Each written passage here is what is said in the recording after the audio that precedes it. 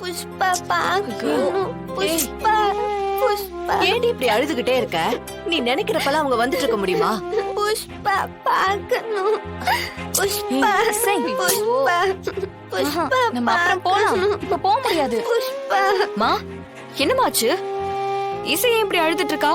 நானும் சொல்லி சொல்லி பாக்குறேன் தமிழ், கேட்கவே மாட்டேங்கிறா. சிபி தம்பியை இப்பவே பாக்கணுமா? நானே கையால் ஆகாதவளா உட்காந்துகிட்டு இருக்கேன். என் சொந்த அண்ணன் பையன் கல்யாணத்துல என்னால எதுவுமே பண்ண முடியல. நான் தூக்கி வளர்த்த புள்ள சிபி. ஒரு அத்தையா முன்ன நின்னு நான் செய்ய வேண்டிய கடமை எத்தனையோ இருக்கு. அதையெல்லாம் செய்ய எனக்கு குடுப்பனையே இல்ல. தமிழ், அது என்னோட வீடு. அங்க என் அம்மா இருக்காங்க, என் அண்ணி இருக்காங்க. என்னோட மொத்த குடும்பமும் அங்க ஒரு நல்ல காரியத்தை செஞ்சிட்டு இருக்கும் போது நான் இப்படி ஒரு மூலையில உட்கார்ந்திருக்கேன். தூரமா நின்னு அதை வேடிக்கை பார்த்துக்கிட்டு இருக்கேன். அது எவ்வளவு வலிக்குது தெரியுமா? இந்த கஷ்டத்துல இசை வேற என்ன இப்படி கேட்டா நான் என்ன செய்வேன்? மா, அப்படிலாம் சொல்லாதீங்கம்மா. நான் என்ன சிபி தம்பிய காட்டக்கூடாதுன்னா இருக்கேன்? என்னால உள்ள போய் கூட்டிட்டு வர முடியுமா? உன் ஆதங்கம் எனக்கு புரியுதுமா.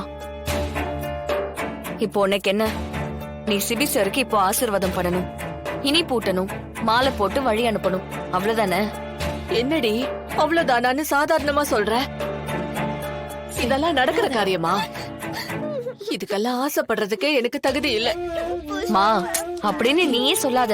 இது உனக்கு உரிமையான இடம். இது நீ விட்டு கொடுத்துறாத. நான் இருக்கேன், உன்னோட ஆசையெல்லாம் நான் நிறைவேத்துறேன். தமிழ், வேணா தமிழ், நீ ஏதாவது ரிஸ்க் எடுக்க போய் அது பெரிய பிரச்சனையில முடிஞ்சிரு போது. அம்மாவோட நிழல்ல நாம ஒரு வாழ்க்கையை வாழ்ந்துகிட்டு இருக்கோம். இப்ப அதுவும் இல்லாம போயிட போகுதுடி. அதெல்லாம் ஒன்னும் ப்ராப்ளம் ஆகாது. நான் பாத்துக்கிறேன், நீ தைரியமா இரு.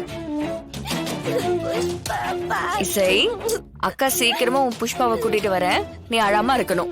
எனக்கு புஷ்பா பாக்கணும். தேனு, பாத்துக்கோ, நான் கூட்டிட்டு வந்துடுறேம்மா.